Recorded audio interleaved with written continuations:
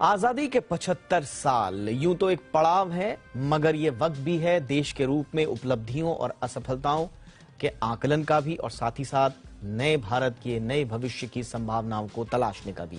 पिछले 75 साल में देश ने बहुत कुछ हासिल किया, उपलब्धियां अनगिनत हैं, लेकिन आज हम बात करेंगे अर्थव्यवस्था की और जानेंगे हमने क्या हासिल किया और क्या हासिल करना रह गया है। जो हमारे साथ दौड़ में शामिल थे उनके मुकाबले हम कहां हैं और आगे की हमारी राह क्या दिख रही है, ये रिपोर्ट देखिए, फिर इस पर चर्चा भी करेंगे।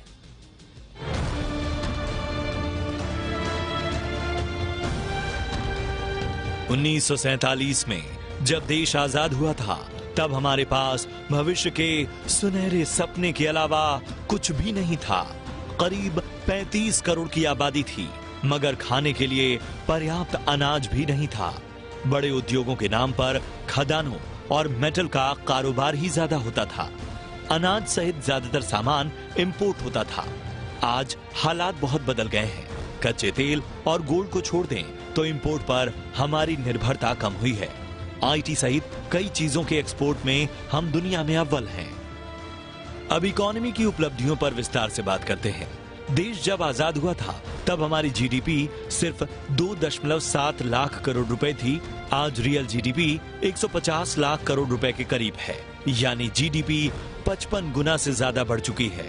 तब दुनिया की जीडीपी में हमारा हिस्सा 3% के करीब था। अब यह हिस्सा बढ़कर 7% के करीब हो गया है। सालाना प्रति व्यक्ति आय की बात करें तो 1947 में ये सिर्फ 249 रुपए थी, जो अब 1.5 लाख रुपए से ज्यादा हो गई है। इकोनॉमी को इस मुकाम तक पहुंचाने के लिए बहुत पापड़ बेलने पड़े हैं। 1966 से पहले औसत ग्रोथ रेट 4% से नीचे थी। इसे हिंदू रेट ऑफ ग्रोथ कहकर मजाक बनाया जाता था।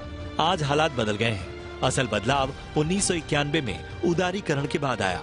तब से लेकर 2000 तक औसत जीडीपी ग्रोथ रेट 5.5% थी और 2000 के बाद से अब तक औसत ग्रोथ रेट 7.1% रही है।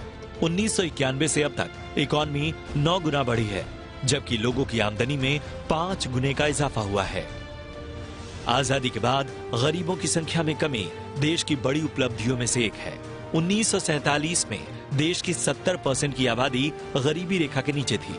अब ये संख्या गिरकर 18% के करीब आ गई है।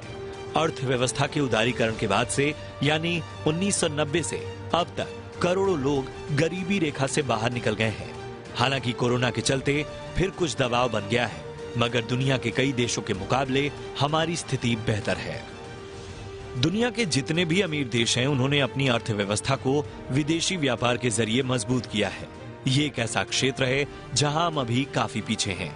आजादी के बाद 1950-51 में भारत ने 1.27 अरब डॉलर का आयात और 1.26 अरब डॉलर का निर्यात किया था, मगर इसके बाद निर्यात के मुकाबले आयात तेजी के साथ बढ़ा। 1975-76 में इंपोर्ट बढ़कर 6 अरब डॉलर और एक्सपोर्ट बढ़कर 4.66 अरब डॉलर के स्तर पर पहुंच गया। 1990-91 में आर्थिक सुधारों के दौरान भारत का इंपोर्ट 24 अरब डॉलर के करीब था, वहीं एक्सपोर्ट 18 अरब डॉलर के पार पहुंच गया। साल 2002 तक इंपोर्ट 50 अरब डॉलर के पार पहुंच गया, वहीं एक्सपोर्ट करीब 44 अरब डॉलर के स्तर पर था। साल 2021-22 में भारत का कुल एक्सपोर्ट 417 अरब डॉलर के स्तर पर था, वहीं इंपोर्ट 610 अरब डॉलर के स्तर पर पहुंच गया। भारत के इंपोर्ट में क्रूड और गोल्ड का हिस्सा सबसे बड़ा है।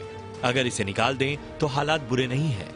दूसरी ओर सरकार पीएलआई स्कीम के जरिए देश में इलेक्ट्रॉनिक्स और दूसरे प्रोडक्ट्स की मैन्युफैक्चरिंग को बढ़ावा दे रही है और निश्चित रूप से आने वाले दिनों में इससे एक्सपोर्ट को बढ़ाने में मदद मिलेगी। दुनिया भर में किसी देश की ताकत का अंदाजा उसके विदेशी मुद्रा भंडार से भी लगाया जाता है। आज देश का फॉरेक्स रिजर्व 580 अरब डॉलर के करीब है। 1947 में देश के पास सिर्फ 1 अरब डॉलर की विदेशी मुद्रा थी। 1991 में तो हालात इतने खराब हो गए थे कि भारत को 40 करोड़ डॉलर के लिए अपना 46.91 टन सोना गिरवी रखना पड़ा था। आज श्रीलंका फॉरेक्स की कमी के कारण बर्बाद हो गया है। पाकिस्तान बर्बादी के कगार पर खड़ा है और कई और देश फॉरेक्स की कमी से जूझ रहे हैं, मगर भारत के पास दुनिया का 5वां सबसे बड़ा फॉरेक्स रिजर्व है। चलते चलते रुपए की भी बात कर लेते हैं।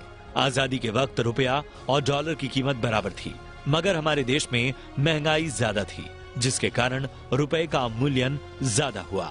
1949 में रुपए की वैल्यू 4.75 रुपए प्रति डॉलर हो गई।